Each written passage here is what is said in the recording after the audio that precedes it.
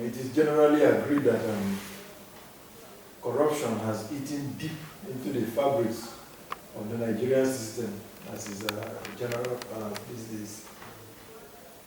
Our government has several agencies fighting corruption, ranging from the EFCC to ICPC and others. So, from your professional perspective, do you think we are winning the war against corruption? The answer is a capital no. You see, you cannot make an omelette without breaking at least one egg. When I was at the National Institute for Policy and Strategic Studies, there were so many issues we threw open for debate before they now divided us into different groups. One of them has to do with the Vision 2020. That means we're going to be the first top 20 economies in the world by the year 2020. Well, sir, going by your words, we are not fighting corruption yet. However, judging by what you said, you have some ideas. You have some ideas to enable us to fight corruption and maybe make a breakthrough. Can you enlighten us on some of this? Yes. We have to put square pegs in square holes. To fight corruption, we have to have a blueprint. Now, we have a lot of brains in Nigeria, and I saw that when I attended the National Institute for Policy and Strategic Studies. Very brilliant chaps. Very brilliant chaps. That blueprint would go into so many areas.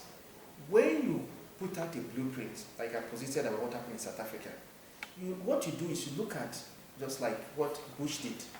First you look at loopholes. You see, it's not a, how will I say it? These are human beings. They are not extraterrestrial. You will look at the loophole. What makes these things happen? You plot a chart. Why would somebody buy multiple homes? Why would somebody commit crime? It will take you long to solve the crime. Why? You start getting the answer. That is how you do your blueprint. Now, the blueprint I have written, and I'm not saying it's perfect. I'm just doing a service. That does not mean it cannot be looked into for people to put their input. But the one I put together, I posited that the very first thing I talked about is what I call IID, Information and Identity Database. If you don't have it, forget it. If you don't have the information database and identity database, what do I mean by that? Everyone living in Nigeria, be it Nigerians and foreigners, everyone coming into Nigeria, all Nigerians in the diaspora through our embassies, you have to have their database. Once you do that, you now reconcile any information in Nigeria with that database. Say for instance, you are Timelomba, you go to court, there is a judgment of 100 million against you. Immediately that judgment is pronounced. Security agencies, or any agency for that matter, under this BITSAC I put together, because it's a technology for all agencies, should be able to key in your ID number and see that a judgment has been passed against you for 100 million. Even if the next day after that judgment, you go to like Zenith Bank, you want to borrow 5 million naira. The bank should be able to put your name and see that there is a judgment against you for 100 million. So you are a financial risk. Why would you borrow you 5 million when you have a judgment of 100 million? That is why information and identity database is very good. So if you're going to borrow that money and run away, whatever they're checking it. Now, when you have proper identity database, mind you as a security expert, there is no crime you commit without either being there physically, talking on the phone, walking by, or having some conspiratorial nexus with that crime. And then let's take a few. You have a robust identity database. There is a crime scene, somebody has been shot. You go to the home. You start dusting for fingerprint. You see about 5 fingerprints. You go to the grid, the database machine. You put the fingerprint in. In 10 seconds, all the people involved in that crime, the fingerprint will be there. Let's say 2 people, you have 3 fingerprints, you don't have 2 in the database. You archive it. It will become a crime if you are caught anywhere and any officer runs your fingerprint and they see that you are not in the database. In fact, once you roll out this system, it gives people 60 to 2 months. If you don't register and you are caught, it's a crime. If you enter US today, what pains Americans is if you are operating in US, you don't have a social security card. And it's not possible. They want to know you. They want to run you through because they know the system they have. No matter what you do, they will know. That is why if you're a fugitive for life. The day you enter or the card you are gone. So you archive the other 2. If maybe a month later, one of them is caught, no fingerprint, it was in the information identity database system, and they say, okay, first thing you do is give us your fingerprint to enter the database. As you take that fingerprint, it will pop up. This is the person that is involved in that archived fingerprint. Immediately you are apprehending that person. Somebody goes to the bank to cash a check. You have cashed the check. But the owner of the check, of the account, says that it's a stolen check. In the US, you can't give away something like that. Or let's even say the person used fake ID. CCTV has captured you with facial identification. You are going to be caught. Don't forget that the Boston Marathon bombers, the Samuel brothers, it's not even government CCTV. It's a street shop owner that captured the footage. But because they already have database, the facial database, you put it in there. So in Nigeria today, even if a thief comes to the bank, you get the CCTV footage. How do you know who the person is? Because you don't have database. So database is the raw material with which you can cook any delicious food. You know, in security palace, when the security guy has gotten a big, you have scored, there is a special celebration. So it is, without database, you can't go anywhere. So I started with IID, Information Identity Database. From there you go into what I call emergency transmission and emergency transmission response and evacuation, ETRE. I got to US in 1984. Before I got to US, 911 was the emergency number. All my 2 years in US, 911 was the emergency number. As we speak today, 911 is the emergency number. You call 911 from any nook and cranny in US, you get free street response.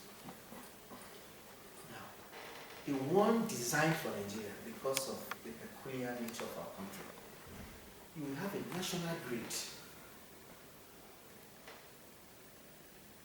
People that speak not all the dialects, the major, I think I have about 25 of them. EFCC, all of them, to look at all of them.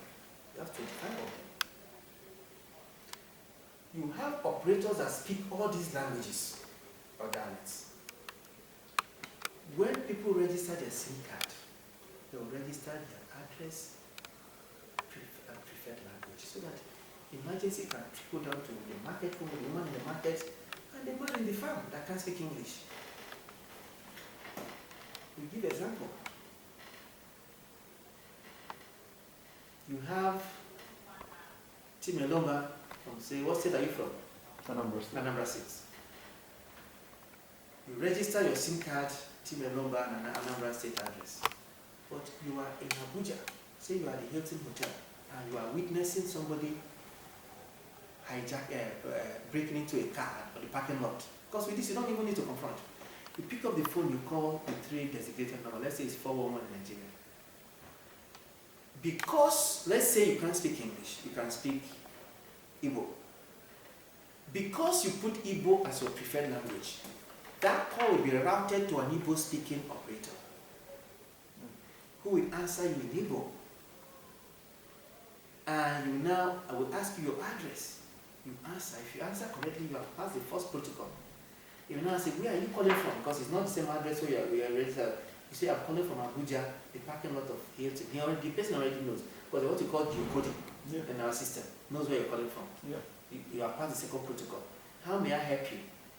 I'm witnessing a car being robbed, the parking lot of Hilton Hotel. Let me press the button. Message will come to you. You just spoke to operator 35, help is on the way. So you have that log.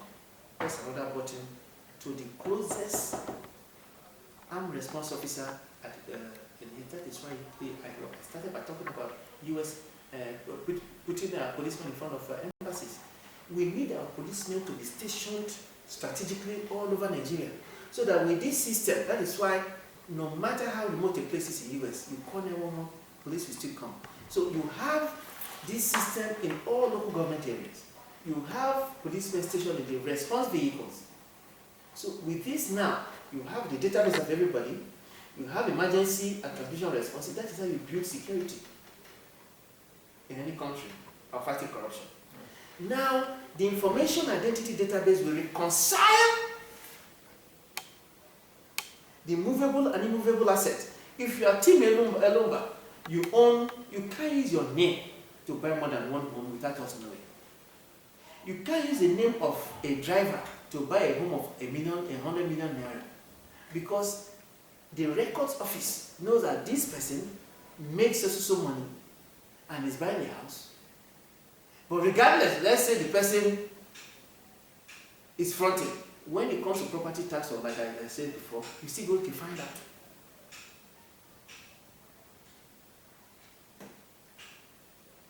Now, I mentioned the Dana issue before. Sure. For evacuation, because it's emergency transmission, response, and evacuation.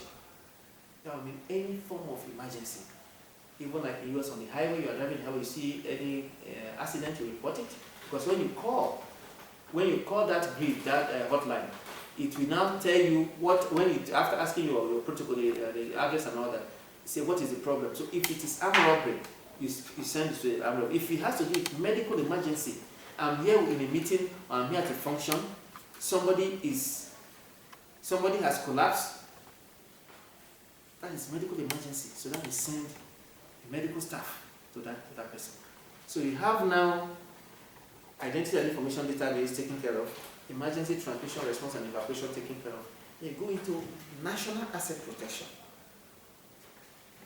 All your national assets must be protected with state-of-the-art gadgets, so that the same way the operator can send message to the swift response, the same swift response, if you touch like our pipeline, which is a national asset, and you want to break it, as you hit it to break it, the vibration sensor should send emergency message alert to the response team around that pipeline to respond.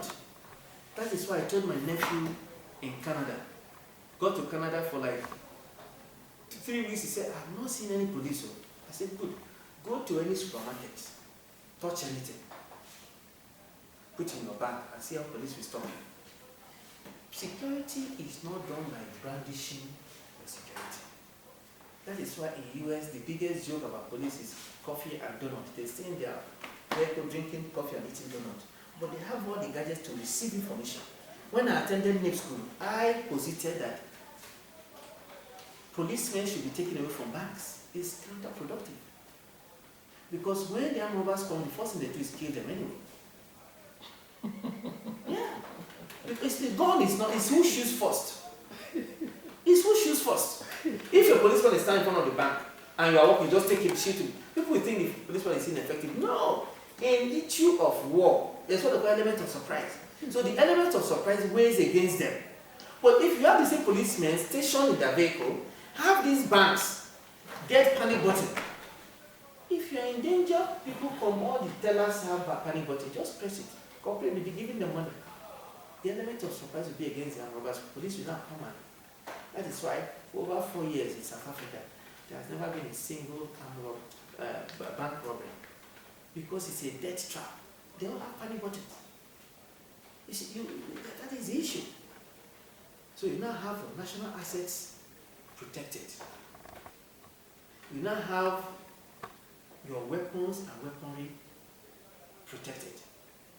And what do you do with that? Our investigation showed that all the break-ins, most of the arms armed robbers use, they go to the DPO, rent the arm, finish robbing, bring it back, or outright buy it from them. You know why? Because there is nothing tracking the weapons. There is a technology used even in South Africa here, where each gun, even the ones downstairs here, each weapon is barcoded. When that weapon leaves the central armory to the state, to the DPO, is tracked. The officer that checks out that weapon, biometrics, if the officer is supposed to return the weapon by 5 p.m. and he does not, he sends a red flag. Even the IG of police will know. Let's say the officer is on drugs or is really a hardened criminal and is in a hotel room trying to sell the weapon to some criminals. The barcoding has a tracker, as we track, my company track vehicles. You'll be able to track that weapon right into the hotel room. If the officer even says he lost the weapon, but he has buried it in his compound under the ground, he can track it there, sub-aqua, in the air. That is how you fight crime. That is why today, if you tell an American, I'm going to give you $10 million in cash, he'll be scared. What am I going to do with it? It's not possible. Not even $100,000 in cash. How is he going to spend it? That is why most Americans, they don't catch them committing the crime. It's when they are spending the money. What are you going to buy with more than $10,000, $3,000 without raising? If you even go to US Bank today, say you want to withdraw $3,000, as you leave, they're going to be calling you. Did you make it home? Are you okay? IRS will call you too. Because it's unheard of to be moving with such cash. So the loophole we have, these loopholes have to be blocked through a robust blueprint in order to fight corruption and insecurity. Thank you very much. You sought an audience with President Muhammadu Buhari. Yes. And definitely you have some good ideas upstairs on how to save and recover some money. What is your expectation from that audience if and when it is eventually granted? Yes. I concluded, rather, my prayer in my open letter to the President was very clear that I would need an audience with him, during which I would like to hand in evidence of the corruption cases I mentioned in the letter and some more, and to do a presentation on the blueprint I talked about.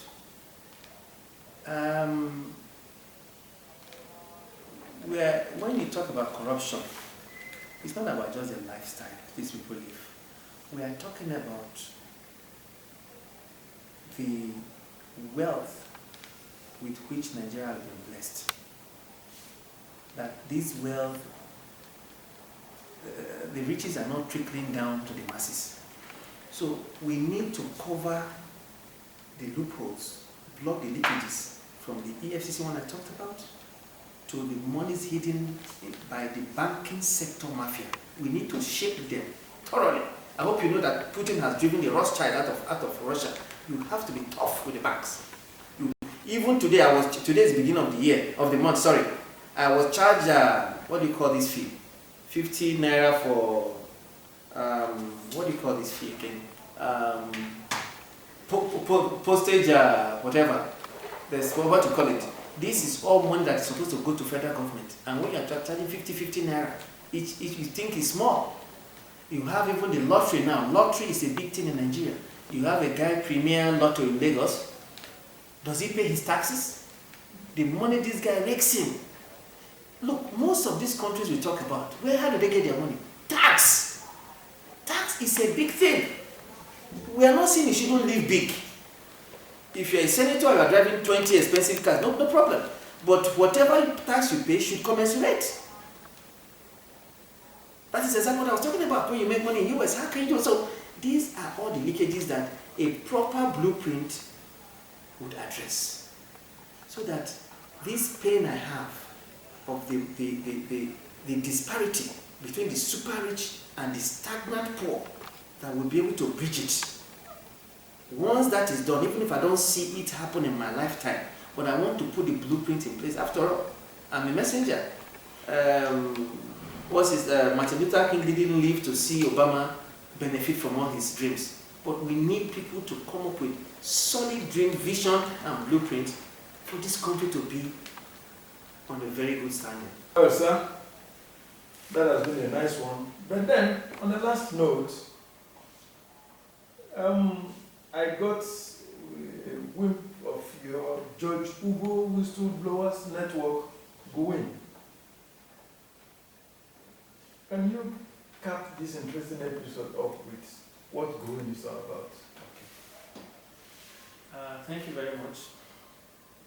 As the foremost whistleblower in Nigeria, who started blowing the whistle without any pecuniary interest, in fact, walking away from a juicy contract with the EFCC to blow the whistle, I knew the risk involved because, as I posited in my letter to the President, I have been faced with three major threats: physical, spiritual, and cyber.